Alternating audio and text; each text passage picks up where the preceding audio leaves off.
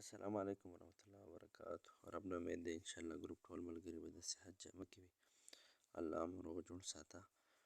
نن ویډیو کې موږ صرف دا طریقه ښایو کومو ملګرو چې ملک سلمان اکیډمۍ ته د عربي لینګویج دپاره اپلای کړي وي نو د هغې د سټیټس کتلو طریقه دا ده.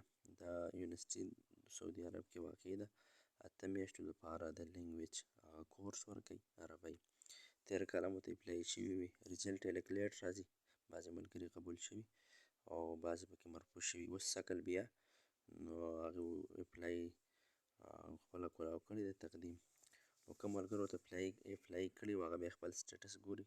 کتلو طریقه دا ده، د ویډیو سره به د هغه لینک کمنټ کې موجود وي، په هغې به کلیک کړئ چې کولاو یې کړئ. داسې یو ویب سایټ به تاسو ته کولاو شي. دلته دخول چې کوم دی خو په دې به کلیک کړئ. په دې چې تاسو کله کلیک کړئ دلته بیا عنوان البرید الالکتروني کلمة السر، د عنوان البرید الالکتروني کې به هغه جیمیل ورکړئ کوم ایمیل باندې چې تاسو اپلای کړی، چا دله اپلای کړي هغه ایمیل به راواخلئ، دلته به یې ولیکئ. بیا کلمة السر دا چې کله اکاونټ جوړول وي اپلای کوي نو هغې کې یو پاسورډ ورکولی، نو په هغه پاسورډ به تاسو راولګئ او هغه به دلته ورکړئ. ما مخکې نه اپلای کړي دي، ما سره تیار سوي دي.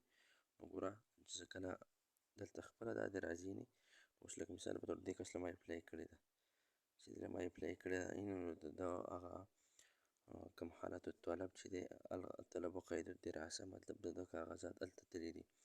دلته بیا معرب نمبر کوم چې رجسټریشن نوم او د هغې نه علاوه بیا تاریخ التقدیم په کوم تاریخ باندې دغه شوی دی. بیا چې کله رزلټ وشي نو دلته بیا الطلب قید الدراسه په ځای یا مرفوض لیکي یا مقبول لیکي.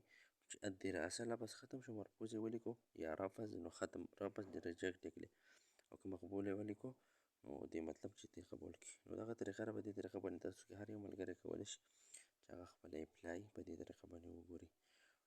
باقي ویډیو به یوټیوب چینل کې موجود وي، ګروپ کې به هم وي.